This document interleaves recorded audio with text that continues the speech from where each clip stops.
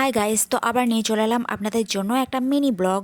আজকের সন্ধ্যাবেলাটা কিন্তু একদম জমে গিয়েছিল। আর সন্ধ্যাবেলা হলে আমাদের বাইরের কিছু বা রাস্তার ধারের কিছু চটপটা খেতে তো আমাদের সবারই ইচ্ছা করে। তো সেরকমই কিছু আজকে আমি বাড়িতেই বানিয়ে নিয়েছিলাম, একদম চটপাটা ঘুগনি চাট।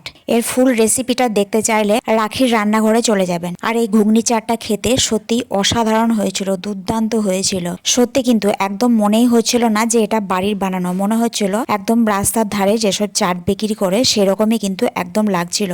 আর এসব খাবার দাবার বানিয়ে মেয়েকে ভিডিও করতে বললে তো মেয়ের খুবই রাগ ধরে, কারণ এসব লোভনীয় খাবার দেখে ভিডিও করতে সত্যি কারোরই ভালো লাগবে না। তো মেয়ে এখন ওয়েট করছে কখন ওকে এই খাবারটা দেবো আর ও শান্তি করে খাবে। তার আগে কিন্তু আমি একবার টেস্ট করে দেখেছি যে কেমন হয়েছে খাবারটা। তো আমার খাবার খাওয়া দেখে তো মেয়ের খুবই হিংসা হচ্ছিল, তাই মেয়েকেও একবার খাইয়ে দিলাম। তারপর তো মেয়ে ক্যামেরা ছেড়ে খাবারই খেতে লাগলো, আর ভিডিও করে দিল না।